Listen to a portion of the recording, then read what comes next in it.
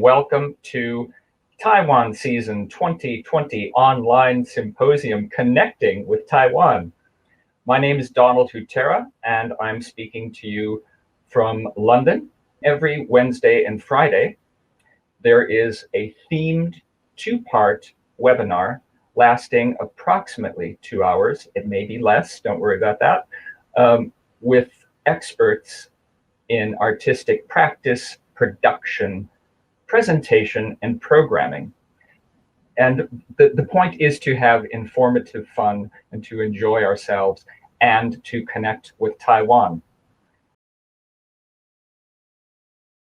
So today I would like to take this opportunity to introduce you about what happened in Taiwan, the art centers and especially the public venues. At present, in addition to the national venues belong to National Performing Arts Center, there are over 40 public cultural and art centers in 5 major metropolitan cities and 40 counties under the central or regional governments.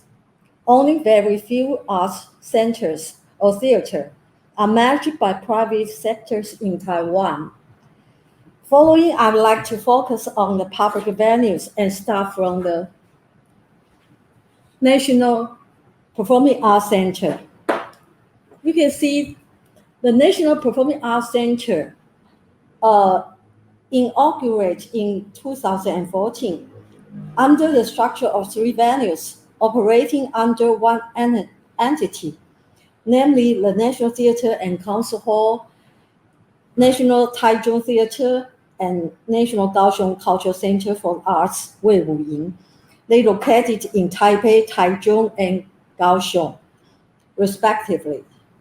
Under the common mission, the national venues aimed at developing multiple productions, providing professional services and education, and guiding the development of regional arts. Taiwan International Festival Art, I engaged in many years for the planning and presenting them.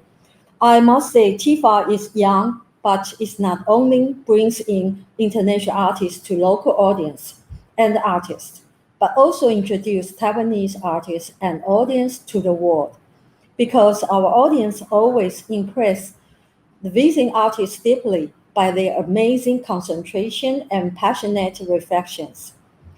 Obviously, TIFA is not the only platform to develop our international networking, but it is the major one, crossover and international engagement, made it become a significant arts festival in Asia.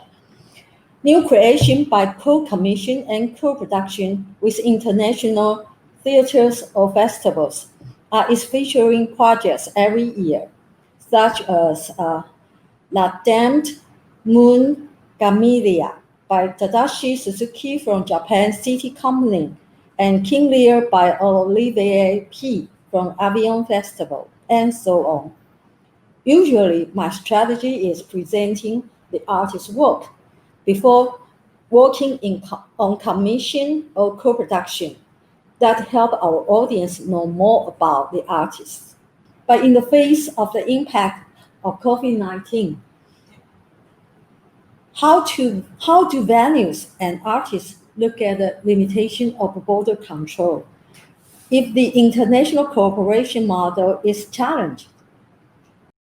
Regardless of COVID situation, that the kind of, certainly within Europe, the kind of EasyJet model of international touring is not really, it's getting to the point where that's very, very hard to justify in the context of a climate emergency. So I think that finding more sustainable models, whether that's more sustainable ways to tour or whether it's looking at an alternative to that touring model was going to be important anyway, and the COVID thing has maybe just brought that forward. And I also think your diversity in terms of your programming doesn't necessarily have to come from visiting companies, because, you know, certainly within Edinburgh, there are people who live, you know, females out of the city centre who might have some really interesting things to say who are not getting on the stages.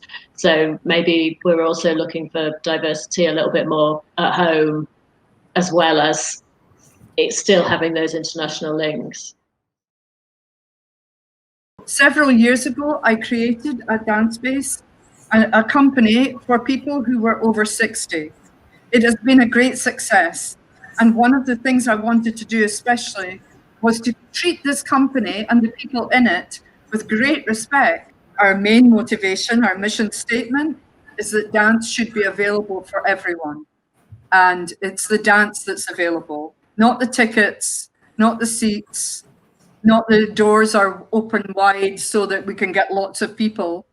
The doors are open wide because we want to be welcoming. Usually it's elders who get this terrible disease of Parkinson's.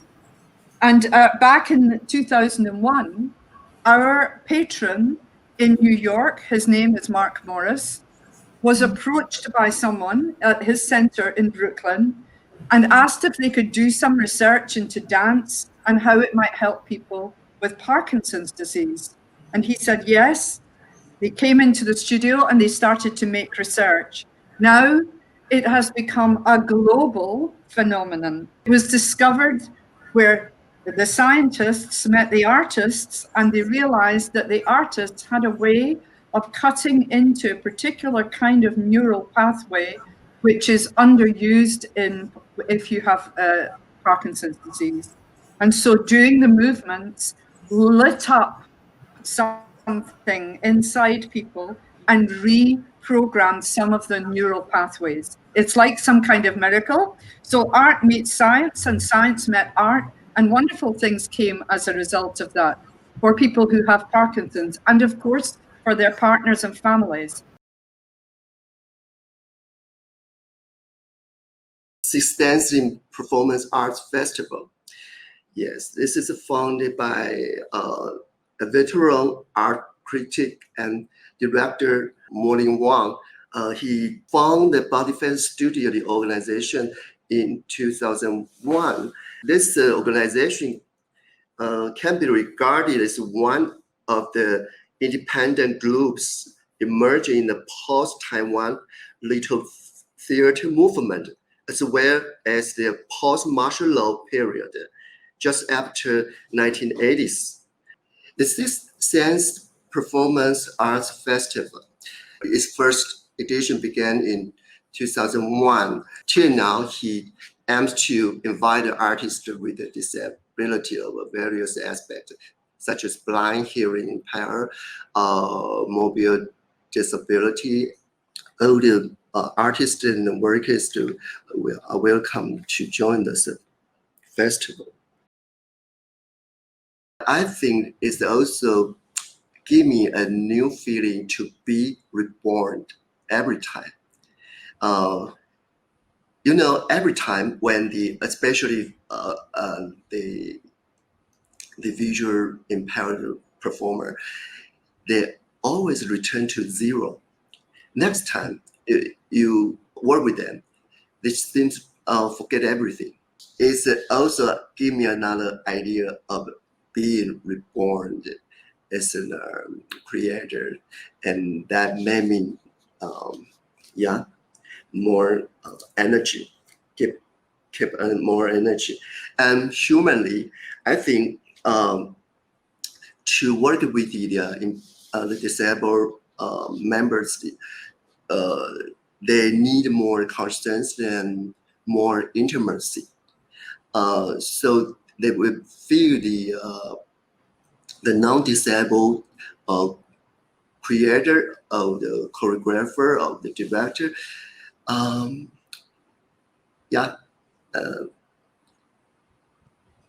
have a feeling to feel that you are not alone.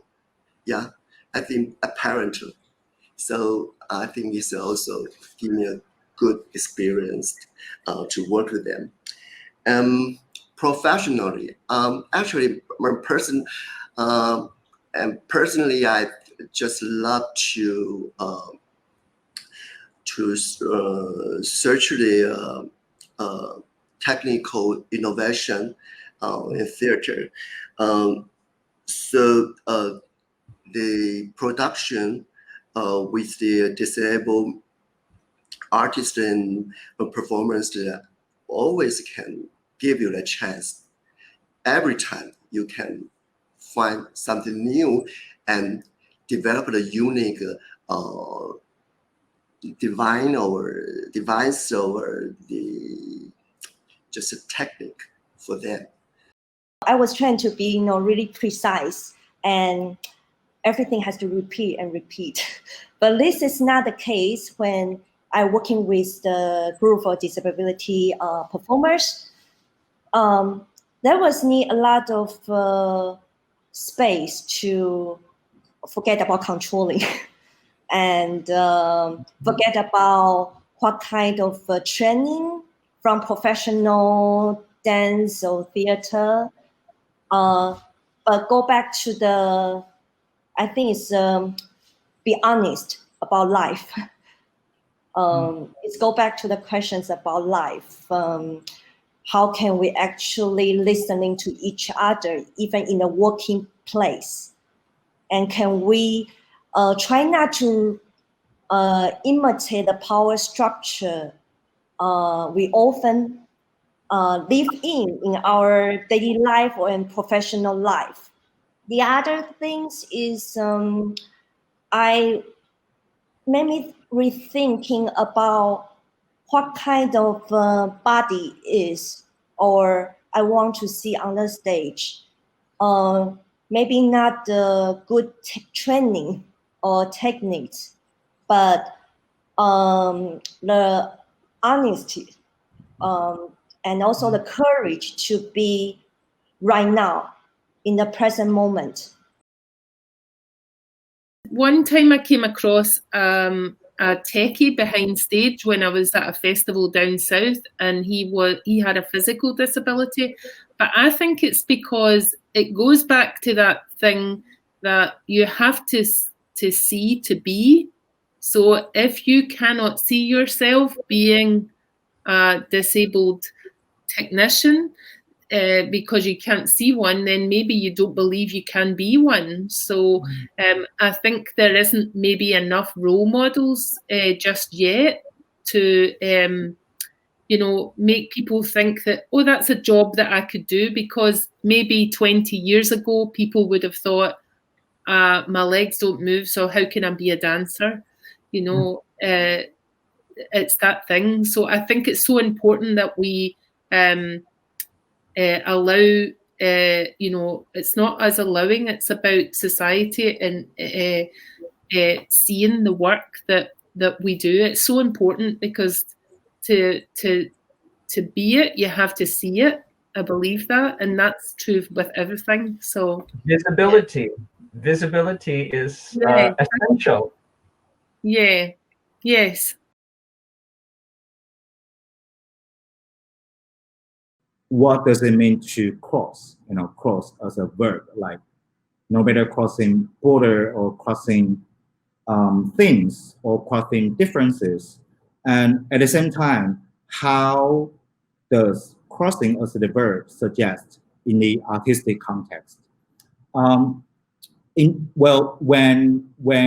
in Taiwan, it's very specific. When Taiwanese in this industrial sphere of the arts, visual arts and performing arts, cross-cultural collaboration has become recently a very fashionable term. And the reason why it has become fashionable, not only related to the artistic desire of this practice, but also related to Taiwan's very special or difficult or challenging positions in terms of the foreign affair. Also, that's also why that in the institutional sphere, programmers, curators, or even the Taiwanese government have been increasingly encouraging artists to go abroad, either doing residency or finding some opportunities, also to work with other artists from outside Taiwan. And that has become, of course, artistic strategy of working together. But at the same time, it has been also presenting or representing the ongoing phenomenon and perhaps diplomatic problem of how the performing arts or the contemporary performing arts in Taiwan can be connected and to be seen by the world. So the second notion and question is about when two ends or many ends parts of the artists or institutions come together to collaborate with one another, how to translate or how the translation of language, body, paradigm, identity, differences, embodiment, and also reenactment can work or not. And the third question and notion is very industrial. How does the cross-culture production present or represent for what?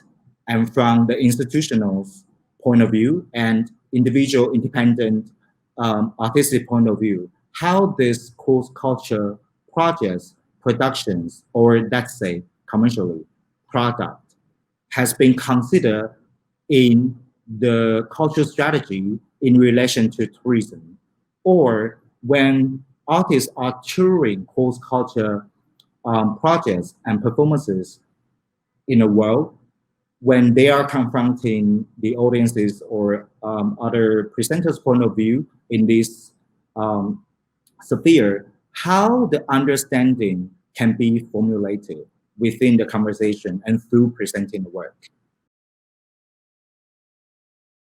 Night market theater, this very short bite-sized performance in the night market theater is called The Arrival of Emperor. So when the audience order this performance to the store of the night market theater, they will receive this performance. And as the image suggests, you see like all the performance or even audience members are worshiping him. And this is really interesting, hilarious, and entertaining in a way in the everyday context. So basically, in this night market theater project, the artist Joshua Sofer with a bunch of Taiwanese crew and artists staging a real little booth in a real night market in Hualien, a city located in the East Taiwan. So this project is basically transforming transforming the idea of selling performance in relation to culinary art, to stage this real booth to serve performance as bite-sized food to the audience. Because in the everyday life, the night market is full of many little mobile stores. And basically all the stores or booths has the frame, and it has become a symbol or an image of suggesting a theater framework. We open the space to having the people come in and let's have a chat and a talk. And so there's no limits for the exhibition or the perform. We are not trying to perform in the museum, but we want to make the situation that is more real in the museum, that you are not running into an exhibition, you are running into someone's life. So we want to make the connection with everyone.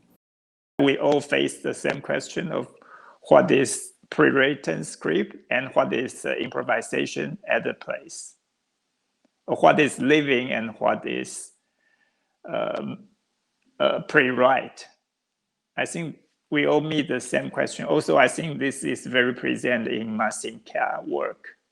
Everybody wants something safe that they can represent, as they represent something they already know, already they can control, not something totally out of control. To what extent that we can let things out of control? This is always a problem to me.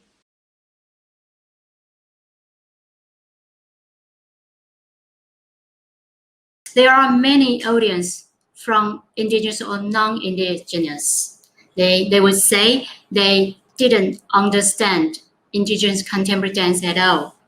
But I believe the 5 dance company above have overcome the challenges. We can see there are 5 common attitudes in their art practices. The first, they found their company in their hometown or near their hometown. The second, they name their language. They name their company in their language. For example, Dai means to watch, to observe in Telugu language. And Timor is Luzon's hometown. Langasam, the idea came from the sacred mountain of Tabalong. And Pularuyang means happy warrior in Taiwan language. In the third, they do not ask dancers to wear traditional costume or put the totems on in their production. And the fourth, they don't just dance. Sometimes the dancers will sing traditional songs or popular songs from their villages. And last, and the most important thing is they spend long time to do field research.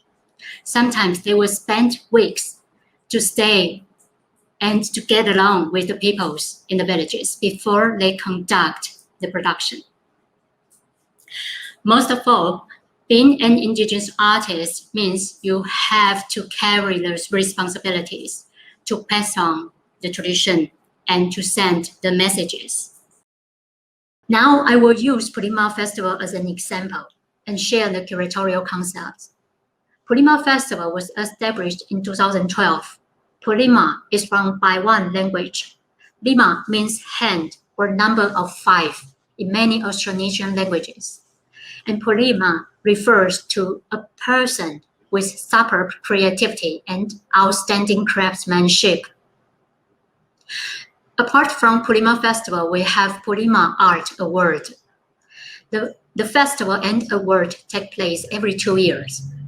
It carries the responsibilities to promote and to show the new facet of indigenous art in Taiwan.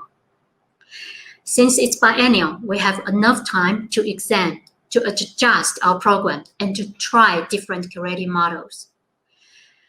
In January, we set up theme in indigenous language. We planned national and international collaborations to create dialogues and conversations.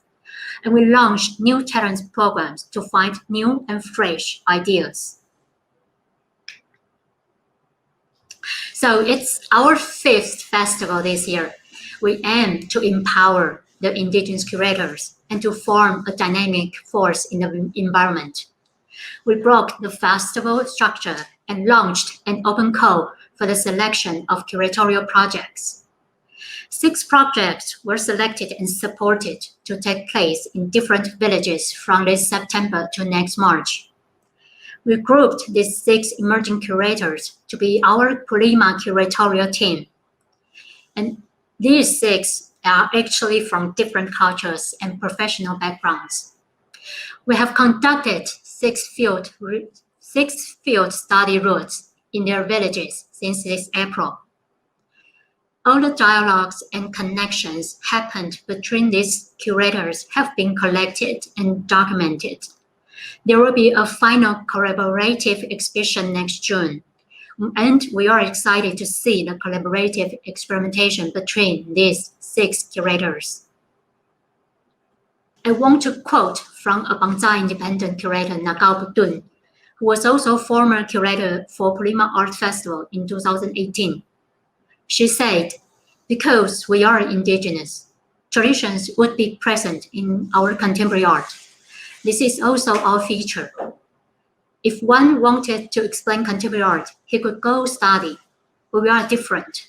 We rediscuss it because our contemporariness and tradition are inseparable. 其实是从实验开始的，就是2010年开始，就是我回到部落里面开始做的是部落的剧场。那其实部落剧场的最大的目的是希望能够传承这个古老的仪式内涵，然后迁移的历史、古老的神话，可以在表演里面被展现出来，然后希望能够让部落的人可以重新连接这一些历史的力量。那其实，在连续3年以后，我发现这样子的事情不够，因为演出结束后，部落的人会记得我们演出的内容跟过程，可是具体的影响就比较不明显。那后来我发现，既然我必须在部落里面生活，所以我也必须想办法让部落继续活下去。所以我就开始回到一个部落人的生活，去了解部落的产业，然后跟传统脉络的连接，然后参与部落的政治议题。然后我从2015年开始，我就开始实验一种新形态的部落旅行。那参与者必须参与从部落的农耕、工艺，甚至文化的体验。最后我们要一起完成一场环境剧场的体验，然后在这样共创的过程中学习。那这个过程中，因为部落有了实质的回馈，然后开始让部分的族人有了一些不同的想法，愿意参与我们这样的一个实验。那其实艺术节的基础是源自于我这几年的成果。我希望借由不同的形态，然后让部落来呈现深化部落场域的这样的一个独特性，这样子，所以才有了策动部落艺术节的这样的一个想法。Okay. So what Dongdong just said is this all began from an experimental approach in 2010. He did a theater piece in his community. The original intention of this work was to retrieve and to carry on the meaning of the lost rituals and the history of our people's migration within Taiwan, and incorporating our ancient stories into the performance in order to facilitate people in the community to reconnect with our culture again. He continued this kind of experimental theater for 3 consecutive years. And he realized this is not enough, because after the performance, people in the community would remember the content and story, but wasn't any obvious impact or change to the community. So later on, he kind of had this an epiphany that since he already lived in his own community, then he need to think a way to keep his own community continuously alive. So therefore, if his daily life is the community, then this allows he to understand the connection between the local industry ecology and the context of the traditions. Living in his own community also allows him to participate the politics, and also participate politics and pay attention to the issues in the community. And so in 2015, he started a new approach of experimenting a theater piece by traveling in his own community. And all the participants must participate farming, craft making, and several cultural experiences, and eventually co-create a site-specific theater together. And all participants learn from the process of co-creating a work together. This method of co-creation or collaboration process had a real substantial impact to Dongdong's community, and people really start have different thoughts. They began more willing to participate his experimental theaters. So this really lies the formation of the art festival lies on the successful results of those previous years of experimental theaters. Number one, it was really about bringing my cultural heritage, and Ella Nakal, who was the then curator of Polima Festival, we came together basically bringing both of our cultural values, philosophy, and and heritage to the table first and foremost. That's how we approached how we were going to curate. And not only were the needs of, not only were we trying to meet cultural obligations and cultural need, but also trying to look at different curatorial interests that individually we both had and see how they could align. So, you know, number one, we wanted to make it inclusive of all kinds of art forms and practice, but also we had the opportunity to make space particularly for queer Indigenous people and artists to express themselves was one of my number one desires. We've just had research that has been released from the Australia Council for the Arts, which is all about our country's relationship to First Nations arts. So where you see 90 or 80 or 90% of non-Indigenous Australia saying that arts is important, and that a really good percentage, 70 to 80% of that, are in favour of Indigenous arts being part of our cultural fabric, there's a real kind of misstep between what people say they want and people actually attending Indigenous arts. So again, that's where I say that's the challenge and that's the opportunity. But I will revert back to a lot of what has already been said today about going back locally, because what we have done as Indigenous artists, as curators, as presenters, is we have excelled exceedingly well in being able to walk two worlds. We know how to do Western art, we know how to present, we know how to do the marketing. What hasn't happened is the other way around. So what COVID has presented, like Don Don has said, is a real opportunity to look inward, look back to the communities, reassess and reevaluate what our needs, what our dreams, and what our cultural obligations are, really. You know, there's been so much work in getting visibility to First Nations arts and artists in mainstream practice and in small to medium, you know, varying levels of presentation contexts. And yeah, consistently there have been colonial structures that have kept a cap at what Indigenous artists can achieve within that structure. So of course there is, you know, there are some people in the Indigenous art world in our camp that will keep pounding on those doors and breaking windows and trying to break those ceilings as well. It's now time to do this little special event that everybody's been waiting for. So what's happened is Taiwan Season 2020 Online Symposium Connecting with Taiwan has been given an award, and we're really pleased. It's the Infallibles Award. I absolutely agree that this award is very well deserved, and for Jaywin and Iris and Donald and the whole team behind it and all the artists that have been involved. We've had panel talks and showcase sessions. You've really encompassed every element of trying to bring the live back to life. So it's been hugely appreciated from the Fringe point of view. And I think that the tenacity and the passion and the innovation that you've shown this year in terms of turning everything online is something that we're all incredibly respectful of. And no doubt we will be living a hybrid between digital and live going forward. So if we can continue to use the digital to support the live, then I think you've done an amazing job, and congratulations to all of you.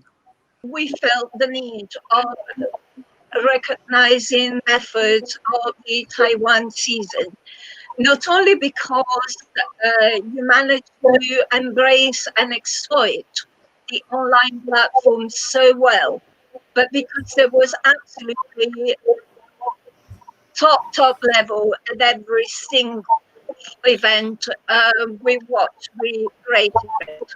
So I would like to thank everybody involved, and it is my pleasure to bestow the Infallible Award to the Taiwan Season Online Symposium 2020, Connecting with Taiwan, for all the 16 webinar and artist interviews that we saw across August. See you in 2021 Fringe. Edinburgh. Yeah. Bye. Yes. Bye. Bye-bye.